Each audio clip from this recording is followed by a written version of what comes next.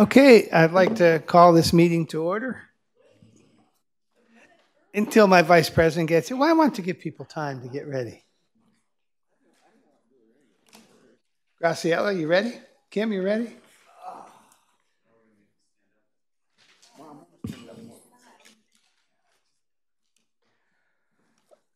Okay, I'd like to call this meeting to order at 5:30. We're meeting at the Yosemite Community College District, 2201 Blue Gum Avenue, Modesto, California. First, we'll have call to order. Nothing to report from closed session. Let's Pledge of Allegiance. Antonio, would you lead us in the pledge, please?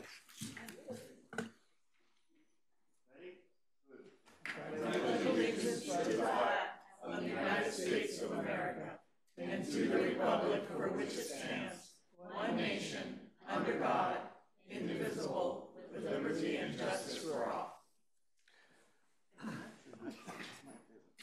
And you're going to keep doing it. Could I have roll call, please? Trustee Davis? Here. Trustee Garrett? Here. Trustee Hinton?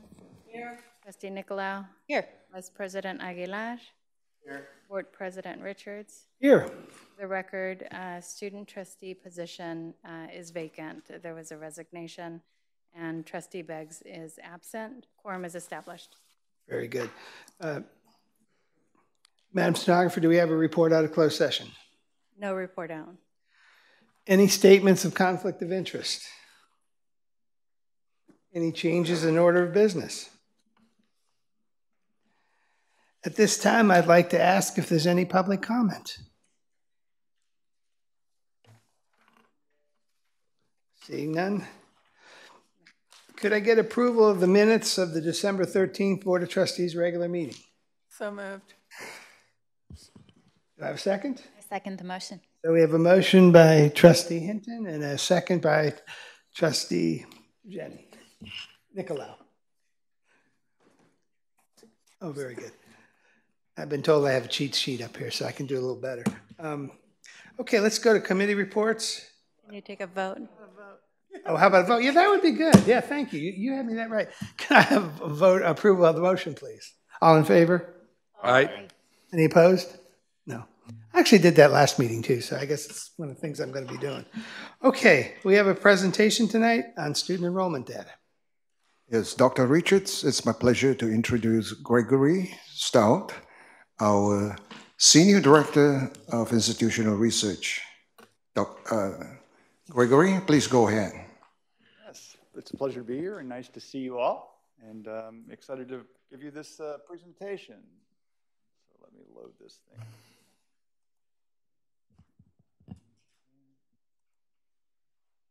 All right, there we go. And I think you might have printed copies in your packet. But yeah, this will be a very brief overview of our enrollment. It's not a deep dive in any way. It's more of a shallow swim. But we'll touch on some key pieces I think might give you a flavor of what the enrollment story is at the district. And it's really going to cover just 3 domains, sort of the geographic landscape of our enrollment, the educational attainment level of our students, and then we'll wind up with a glimpse at the citizenship and immigration status of our students. It's really just 4 tables and a couple maps. Okay, the geographic story, let's start there. I just wanted to give you kind of a snapshot of our footprint across the state. So this is the residential status of our students. So when you see dots showing up, these are a few courses being taken in Southern California and throughout the state. It might be that that's their residence and they've moved here, or they're taking an online course. But just something to give you a sense of how we touch the breadth of the state in our enrollment. And if we kind of zoom in on where we get the bulk of our enrollment, you see this scatter shot of the, 2 counties and plus 4 partial counties of our enrollment, and that's over 95% of our district. Zoom in? I don't know that I can copies in your this. packet. No. It's, well, I've got the college, I got 2 more coming in that might give you a little better feel for that. And there you go. So given that the district is over 80% of Modesto, that's why that population in the district snapshot was so concentrated in 1 county. But you do see the Columbia College spread there in the more eastern counties, And that's going to be, is it Sonora, that largest red circle there. And then we've got more evenly distributed in a cluster in the Stanislaus County for Modesto, which should be intuitive given our distributions. But I will show you a table here to kind of give you the actual figures of how that spreads out. Okay, not great for a presentation, a table of this length, but you have it in your packet. And it's just really the largest 20 cities that account for enrollment for each of the two colleges.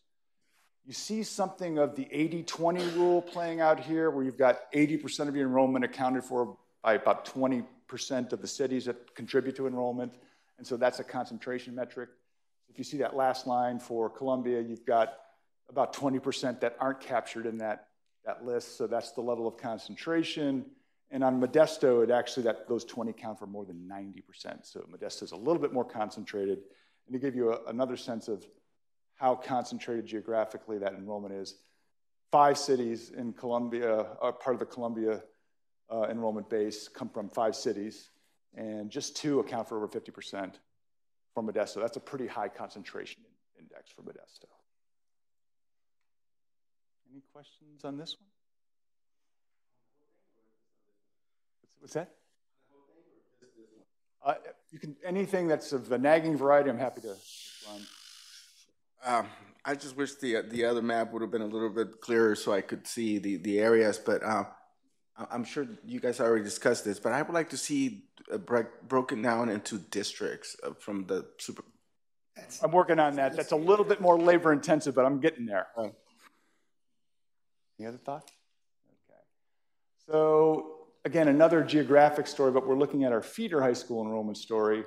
Again, a list that shows you the largest 20 high schools contributing to both of the colleges. You see a little less concentration here. If you're a research geek, you call this a fat-tailed distribution, where you've got a large number of contributing high schools that account for your enrollment. So the top 20 list here, if you see that last line on both colleges, you see a much bigger percent. It's only capturing just over half of the population from students in high schools in Columbia, because there's far more many high schools. And Modesto College is kind of the same story there, a little more concentrated. And then again, another sense of where we're getting half of our high school pipeline enrollment is about 12 much better high schools in Columbia, and almost the same in Modesto. So a little bit more closely similar profiles in terms of concentration for the two colleges. So we have two high schools in Turlock. They have more than some of the high schools in Modesto, right? It appears so, yes.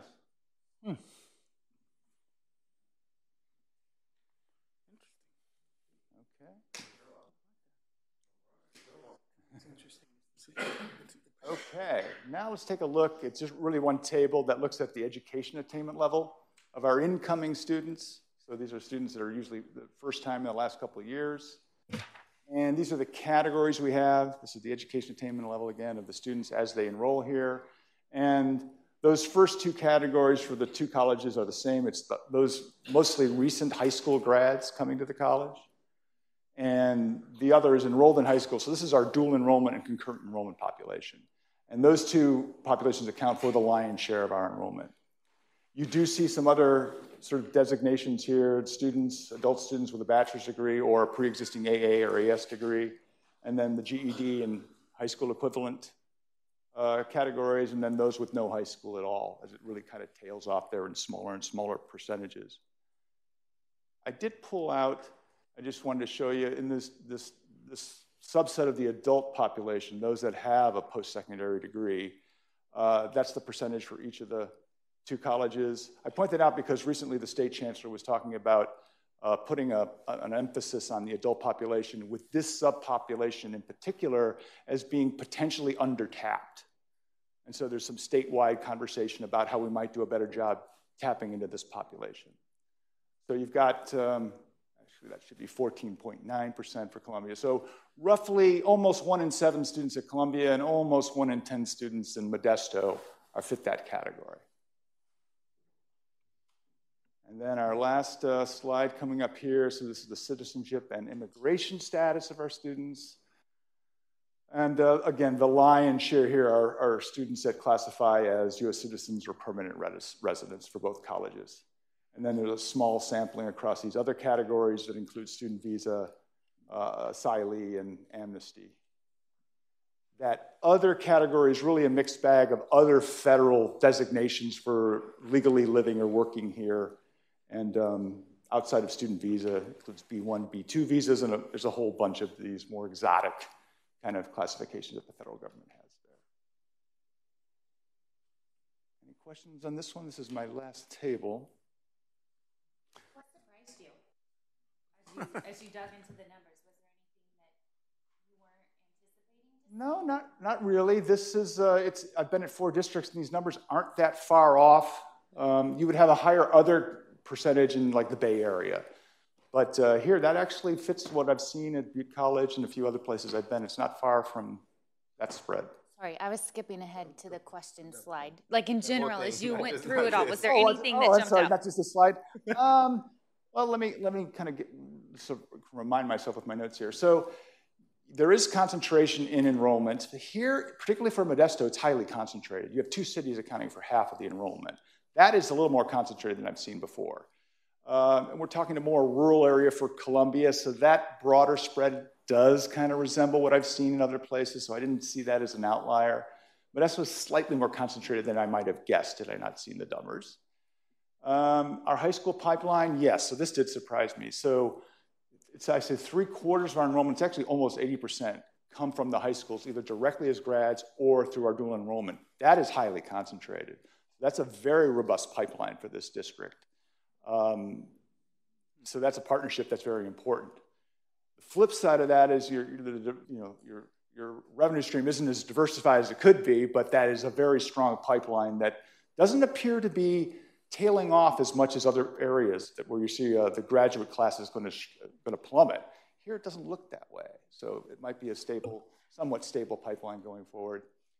And then lastly, again, roughly 95% of the students are citizens or permanent in their designation in terms of their enrollment.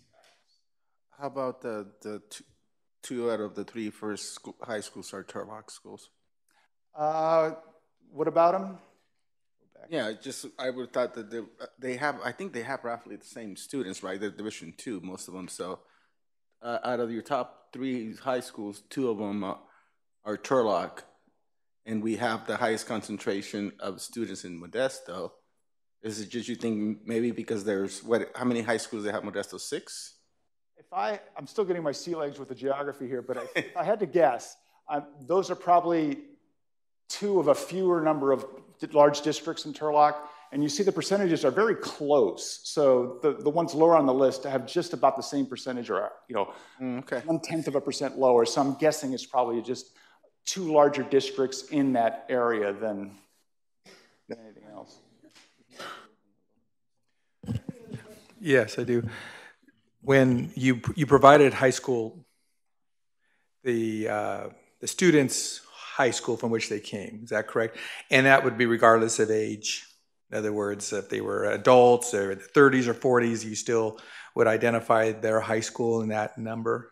I think these are actually recent. So these are recent. Okay, I'm glad you clarified that, because I think there might be an opportunity here with you and who you work with in high schools, because as you look at the number of students coming from a high school as compared to their graduating class, and you look through the high schools and you say, why is it this high school or that high school or in this district, you're not approaching sort of the norm percentage for your seniors?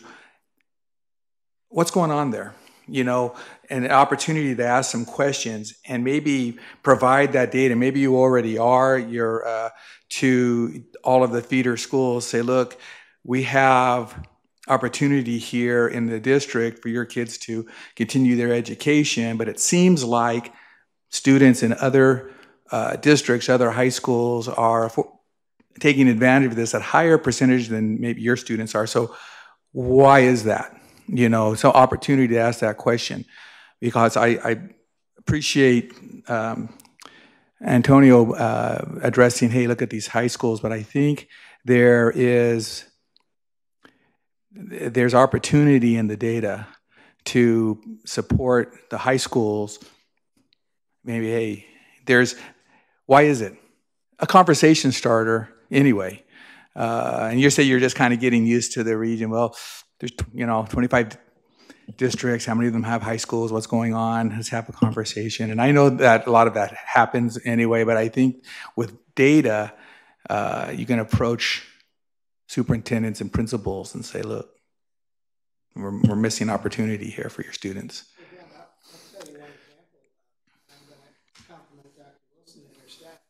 I know for a fact that the principal at Turlock is a former a student athlete of mine, and she said that the district had made an unbelievable effort to try to get students. I hear you. It works. I hear you. And what we want is not to have the Matthew principle. Those who have, more is given. There may be some districts here that need to follow Turlock's, or at least reach out to Turlock. Hey, what are you doing over there? That you're getting these kind of numbers that we can learn from. Thank you. Any other questions from the board? Any member of the public wishing to ask a question? Okay. Thank you. Okay, thank you. We look forward to that other updated report with the where the district's students come from. Okay.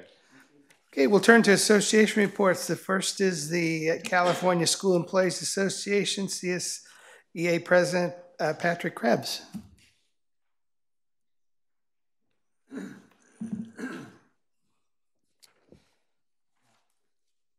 Good evening, President Richards, fellow trustees, and Chancellor Young. Happy New Year. I haven't had the privilege of giving you a board report since last year.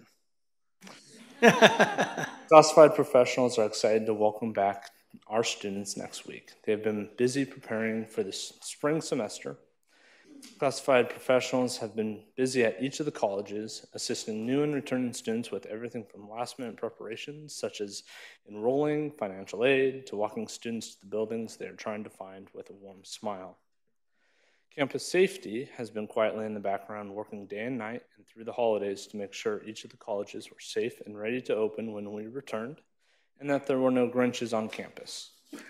Facilities professionals have been especially busy with many projects that need to be completed during the break and before students and staff return, such as painting the gym, remodeling rooms in the Student Center on East Campus, just to name a few at MJC.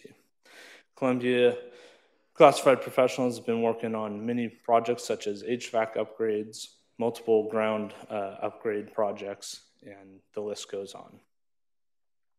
There are many others who remain unmentioned, but are just as essential to supporting student success. Here's to an awesome spring semester of 2024. This concludes my report. Do you have any questions for me? Thank you. Thank you. Next up is the faculty liaison to the board, Professor Alan McKissick.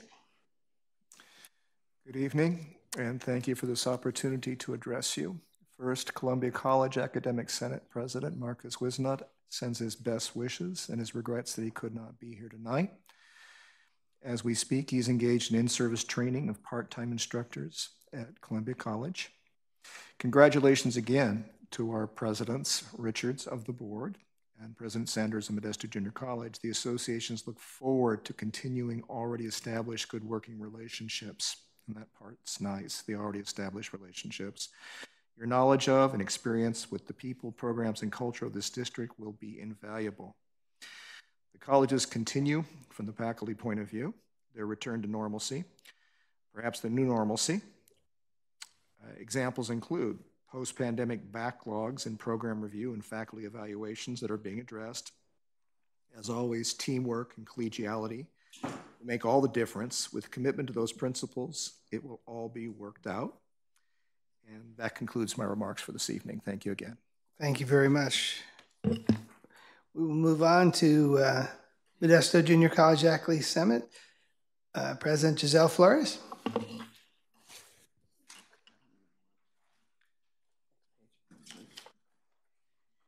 Good evening and Happy New Year's, Board of Trustees and Chancellor Young. I hope you all had a restful break and avoided the germs going around over the past month.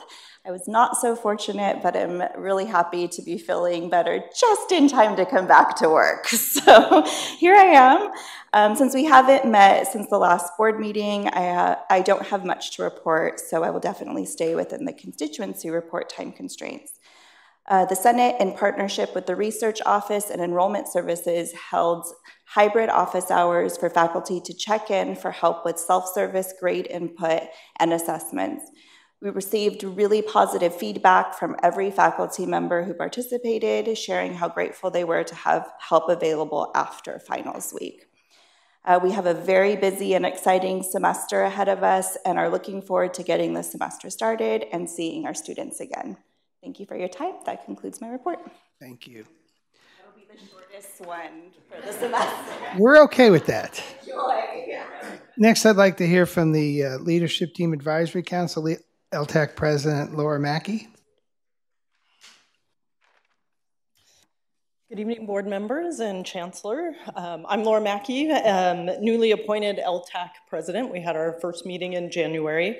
And for those of you that don't know me, I'm the Dean of Science, Engineering, and Math, and I've been at MJC for 28 years, 20 years as a chemistry professor and starting my 8th year as Dean. I want to start this report by introducing our other new officers. So we have our Vice President is Sean Osborne. He's the Interim Dean of Arts and Sciences and Human Performances at Columbia. Our new Secretary is Kelly Thomas. She's the Child Care Center Manager at Columbia. And our Treasurer is Samantha McCarty. She's the Events, Facilities, and Duplicating Manager here at MJC. So we all started in after the meeting in January. LTAC would like to start by congratulating Dr. Brian Sanders in his new position as MJC president, and we look forward to working with you throughout the year. And as we began 2024, we are going to be analyzing the responses to a survey that was sent out to the leadership team last month regarding the LTAC handbook. So we're just at the point of analyzing all that information that's come in. We've put together an internal equity research team. And so we've established them, and we're just starting our work there, and we'll have some more to report on that as we get some information there. I'd like to thank the district for the December leadership retreat.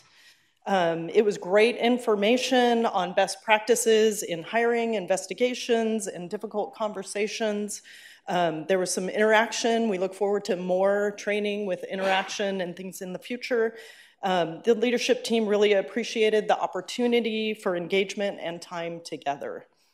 Lastly, LTAC would like to express sincere gratitude to Jillian Daly for her 6 years of service as our LTAC president. We're fortunate to have her still here in the spring semester in order to leverage her knowledge and facilitate our seamless transition to our new LTAC officers. Thank you. Any questions? Great. Thank you so much. Next up, Yosemite Faculty Association President Brian Green.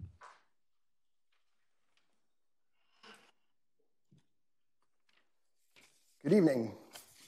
Good evening, trustees, President Richards, and Chancellor Young. I have a short report for you this evening. Like others, as over the break, YFA has not had any meetings or any negotiation sessions. Like everyone else, YFA is gearing up for the spring semester and welcoming back our students. I've always appreciated the college's in-service and institute days, as well as the other professional development days throughout this week. They provide a much-needed opportunity to connect with colleagues and start the semester on a positive note. This week is shaping up to be no different with the wide variety of professional development options available, although I am a touch nervous about the weather tonight up the hill. And hopefully things go okay. Thank you everyone at both colleges for the planning and preparation to make it all possible. On the negotiations front, I continue to be optimistic that we can reach agreements on the remaining articles and close out this round of negotiations in the next couple of months. We have sessions scheduled every other week, and I hope we can make substantial progress quickly. I think that the next few counter proposals from both teams will provide a good sense of how close we truly are. I wanted to take a moment to describe the Employer-Employee Relations Committee, EER, where the YFA president and vice presidents meet with HR leaders to work through issues. While I like the strategy and art of negotiations, it's really the EER meetings that I think in some respects are the most satisfying and productive aspect of YFA's work that I'm involved in. Catherine Pritchard, Casey Landis, and Lucy Munoz are excellent to work with. Catherine's here this evening. They're excellent to work with and to help find practical solutions that benefit numerous individuals and the faculty at large. A big thank you to the three of them for their efforts. This past fall, we've worked on dozens of issues, from salary placement questions to improved leave reporting and evaluation tracking. I look forward to continuing the momentum this semester, especially with regards to better stipend approval and tracking. This concludes my report. Thank you for the opportunity, and have a nice evening. Thank you. Next up are the Columbia Senate activity reports. Columbia College Academic Senate, President Sandra Smith. Not here? Okay. Modesto Junior College President Amanda Cannon. Is this your first report? No, this is my second. Oh, that's right. We welcome I'm an you. old hat at this now. Okay, very good. Good evening, President Richards, trustees, and Chancellor Young. We'd like to echo the sentiments that we're very excited to welcome students back for spring. I wanted to start by highlighting the hard work of Caring Campus and their classified volunteers who have planned to greet students on campus by staffing welcome tables on both East and West campuses. They've created Caring Campus t-shirts that volunteers can wear to be easily identified as MJC employees. We hope to be friendly faces for students that have any questions, can't find their classes, need a warm handoff for additional class registration, or just needs to still buy books. The volunteers will be providing campus maps, bus schedules, and pamphlets identifying services for students on campus. MJC's Classified Senate is getting ready for executive board and area representative elections this semester. We're excited to see our numbers multiply each meeting. Classified professionals have started to become more involved in the governance structure in the college and participating in various areas, such as College Technology Committee, Resource Allocation Committee, and College Council. It will be great to see students back on campus, but we also look forward to the new opportunities this semester will bring. Thank you very much. Thank you. At this time, I'd like to hear from our Chancellor, Dr. Young. Oh, I missed the, no, is he here? No, we already did it. Number 7. Oh, I'm sorry, you're right. Associate Student Presidents, Alexander Jukes. Not here. Okay, Modesto Junior College President, Ruth Gambo. Matthew Rodriguez is. Oh, Matthew Rodriguez. Yeah, I have that written down here and I missed it. Sorry. Yeah, I did. Well, this place is much nicer than the pictures I saw. Wow. Hello, everyone. My name is Matthew Rodriguez, and I'm the Director of Political Development here of ASMJC. For those to know me, my major is kinesiology, into the physical education department, and my expected graduation is this spring of 2024. We'll look forward to giving you your diploma. So, unfortunately, our former ASMJC president has left to focus on their academic studies. So I will be assuming the responsibilities that are needed by the president. Now with the bad news over the way, let's go over some good news. At least push it over. For our upcoming events, we will be having our first senator project called Dr. Martin Luther King Legacy Week during the first week of the spring semester, and we will have many more to come with that. Also, we will be beginning our Flow event and our first ASMJC meeting on next Friday. This Friday is also having Institute Day, and we will also be having 2 special guests. I am very excited to see students come by on our campus and check out the new changes in the Student Center building, and I'm also excited to be hosting the ASMJC student government elections this year as well. That's all I had to report. Thank you very much. This time we're up to 5.3, presentations and update on Yosemite Community College District Chancellor, Dr. Young. Thank you, Dr. Richards. I want to begin today by acknowledging that January is School Board Recognition Month for the state. Across this great state of California, we have over 5,000 California school districts. School districts in the K-12 system, they send students to community college. So let me take this moment to thank the school boards in the K-12 system, the trustees in the K-12 system who provide governance and turn out successful students for community colleges. So thank you. And now, let me call on Dr. Tran to give us a report from Columbia College. Thank you, Chancellor Young. Good evening, President Richards, Board Trustee, colleague. I am under tremendous pressure to make this short, Giselle. And it's hard. So I'm going to go here, drive-by. Tomorrow we have in-service day, so we're so excited. We'll look forward to welcome back our staff and our faculty. And I echo Brian, we are praying because we know up there it might be a little freezing, sleet and rain, but we'll get through it. So we're excited for that.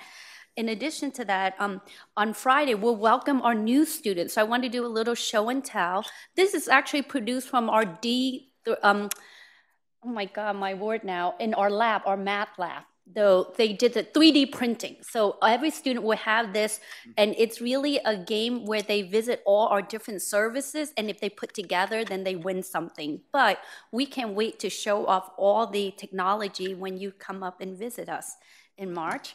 And in addition to that, we have a full-blown community ed. So we're so excited for 2024, and I'll pass it out later on. My trip to Japan, Korea was very successful. I'm going to do a full report at another time where everybody have longer reports. I don't feel so stressed and fully written out. But tonight, just briefly, I'd like to share the great work of our foundation. So when I came on, there was an endowment for us to match, and they gave us 5 years to match about $500,000. It's only been 2 years, and we already matched that amount. The unfortunate thing is we can't use that amount right now because it's for future uses in another 10 years, so that's a good news. Then in addition to that, over the break, Amy, our director, a funder has always funded us because one of their son passed away in the forestry program. And she got a new money, and she gave us $30,000 just for being a good partner. So that was really nice of that. And then another ongoing funding we receive is called Finish Line Scholarship. But the way that Columbia has rolled out our scholarship, serving students in very innovative way, they have asked us to be part of a proposal of only 3 colleges they're going to forward to submit and present nationwide. So something really to echo the great work of our foundation, and I will leave it at that. How's that? So welcome to the new year, everybody. I'm so looking forward to another great semester. Thank you. Thank you. Well, I want to welcome Dr. Sanders to his first board meeting in the district as the president of the college. Dr. Sanders. Good evening. Thank you for the opportunity to be here today. I'm humbled by it, I'm honored by it, and I'm committed to being a successful president to carry forward the vision of an excellent institution serving our community here. Thank you for placing your faith in me and carrying that forward. And again, I'm committed to doing what it takes to be successful and help Modesto Junior College be successful and help all of us be successful in serving our community. I am going to try to keep it short also. We are back in full swing, ready to go this semester. We're in the midst of Institute Week with training sessions on all sorts of topics, including really around our theme of learning to be a Hispanic serving institution.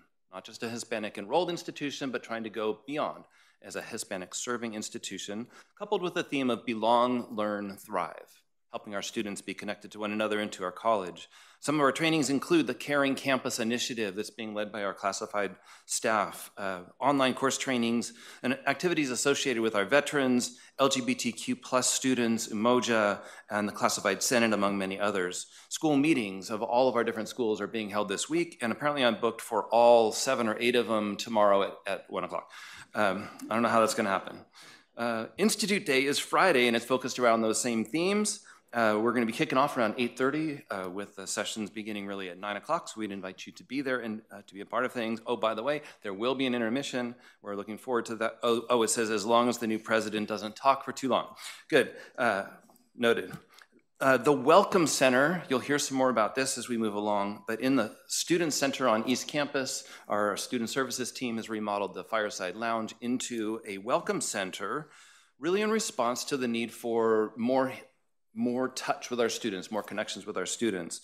Services there is going to help with admissions application, applying for financial aid, help with course registration, help setting up student emails, Starfish accounts, referrals to campus services, general questions and directions on how to find things, and the center is really going to serve as the starting point for all of our campus tours for people coming on campus. Please mark your calendars for a grand opening on April 5th around noon. More details will be shared later, but our board has asked for early notification of these things, so please mark down April 5th. Yesterday, our ALO, our Accreditation Liaison Officer, Patrick Betancourt in the back, and our Vice Presidents and I had the opportunity to meet with our ACCJC visiting team. As you know, we've submitted our institutional self-evaluation report, and that's been well received. The great orientation with the new team. They're very grateful for a 72-page ICER versus the 300 and some odd pages that we had last time. On March 11th or 12th, they're going to be holding an open Zoom meeting for members of our community to attend and provide any input or questions that they have for the commission at that time.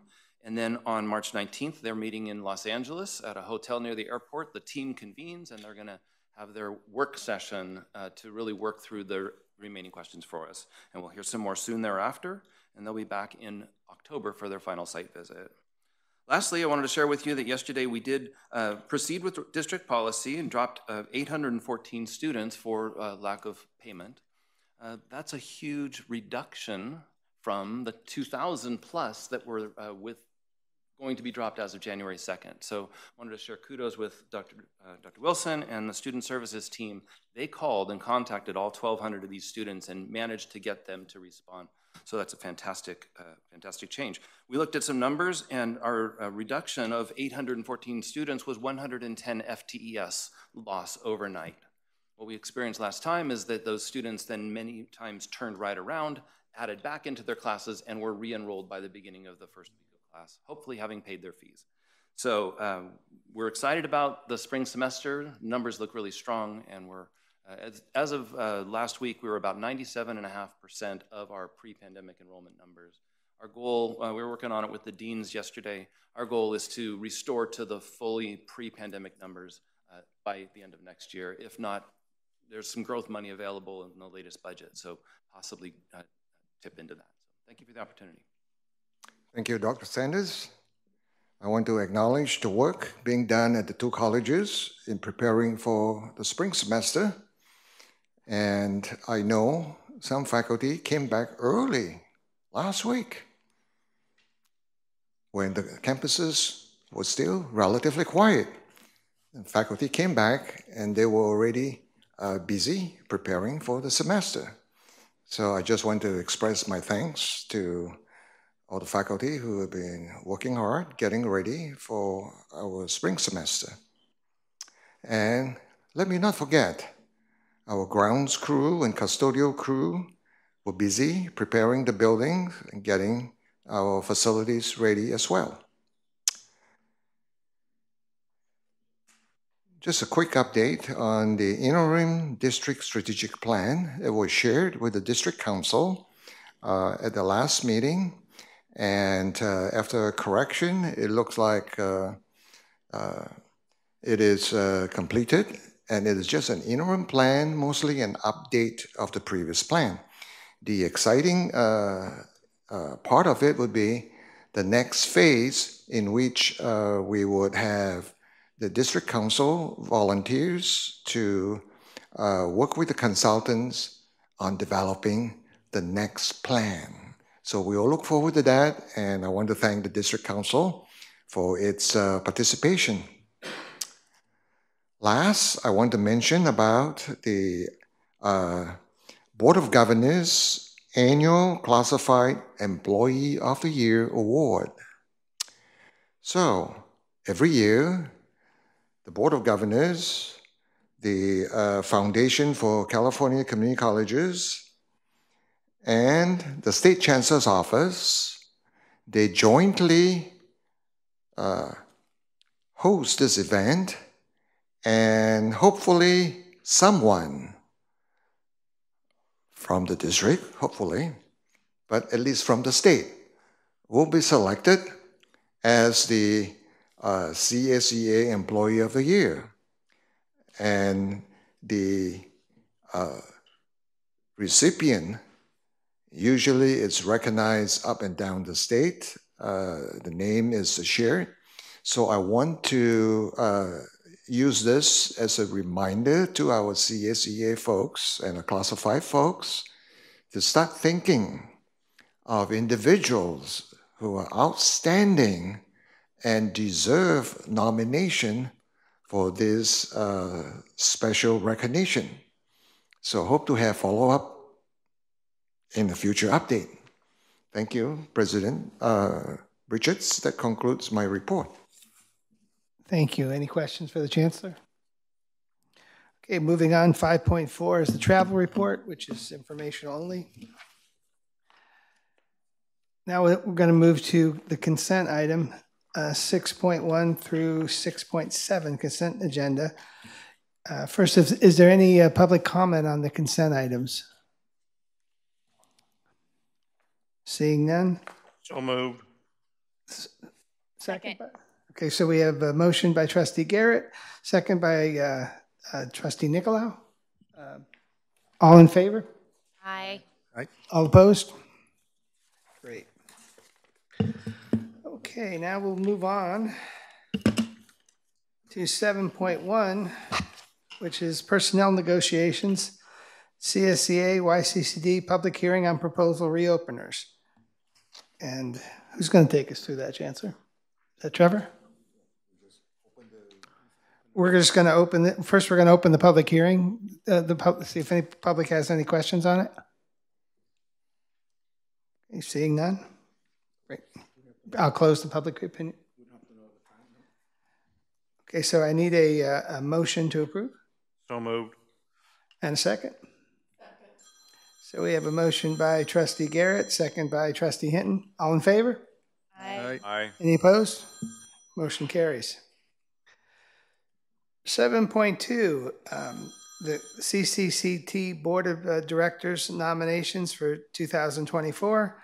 At this time, and what that is it's the state board, and we have the opportunity to nominate a trustee to serve on that. So with that, I'll open nominations. I nominate Milton Richards. Second. This time it's going to be the one. I second. I appreciate that. Oh, gee, come on, Nancy. So we have a motion by Trustee Davis and a second by Trustee Hinton. I will tell you that my first year I was last. Last year I moved up a little bit, so maybe this will be the year. So thank you very much. May I have a vote on that? All in favor? Aye. Aye. Any opposed? Oh, great. Okay, now we'll move on to 7.3. Item 7.3 is approval of the employee contract for President of Modesto Junior College pursuant to Government Code 53262. Before the board can take action on any item regarding the salary of fringe benefits of an executive officer, which includes president, the key terms of the proposed agreement must be read into the minutes. The key terms of this agreement are as follows. The term shall be from January 1, 2024 through June 30th, 2025. The annual salary will be $228,611. Fringe benefits include health, dental, and vision insurance, the income protection insurance, $50,000 life insurance policy, a district leadership team loyalty pay, job-related expenses, and travel reimbursements. Need a motion to ratify this, which Trustee Nicolau was going to get it. I was happily going to make this motion, but I'm happy to second it if needed. So I'll let you go ahead and I'll second it. How's that? Very happily move to approve. Second. So we have a motion and a second by first is Trustee Nicolau and Trustee Garrett. All in favor? Aye. Aye. Welcome. We're really excited, and I should tell everybody that he was, as a true professional, he was very kind on his negotiations, and we're really happy to have you, and we wish you all the best. Okay, moving on, we have a YCD resolution number 2324.A. Trustee absent. Board President, Yes, sir. point of order, can we do both at the same time? We can. Thank you very much. I appreciate that consolidation. So we're going to do them both, and therefore, the student trustee, Alyssa Samaripa. Samaripa. I wasn't even close. That was pretty bad. That was pretty bad.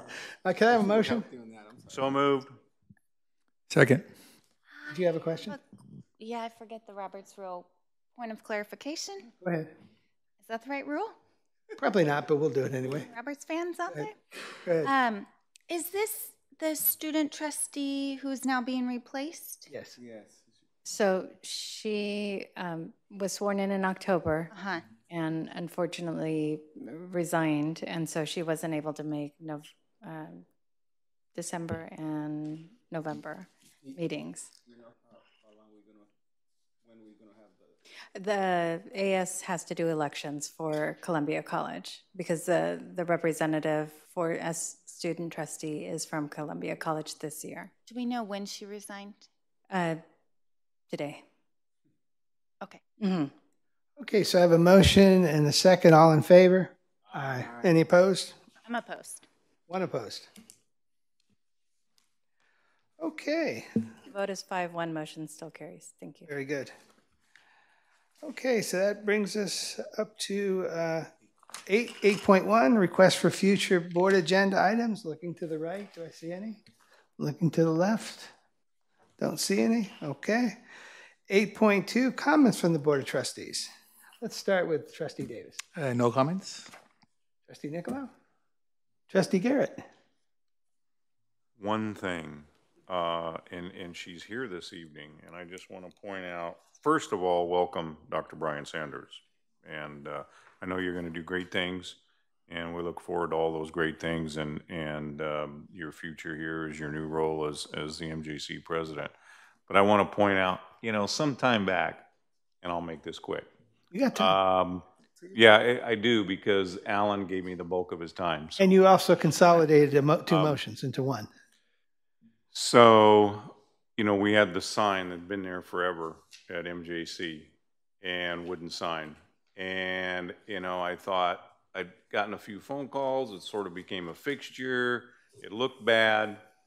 And I got the personal commitment from Vice President of Administration at MJC, Sheriff Schrader, that she was going to take care of it and she was going to fix it. And if you go by that corner right now, there's a beautiful brand new wooden sign where the old one was. Thank you. So with that, I'm done. Trustee Hinton?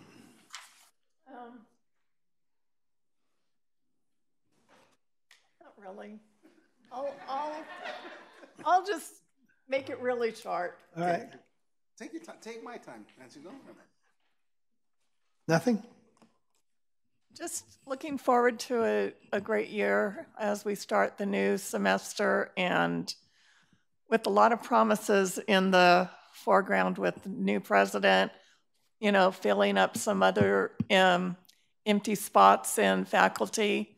And I just would like, regardless of past visions, that we all work together for a great year and see what MJC can really accomplish when we're working together. Trustee Aguilar? No comment. I just have one thing that I've had a lot of requests to see our meetings live on TV, and I've discussed it with the chancellor, and he's talked with staff, and I'm hopeful that the next meeting we'll start having our meetings on YouTube, like a lot of other organizations.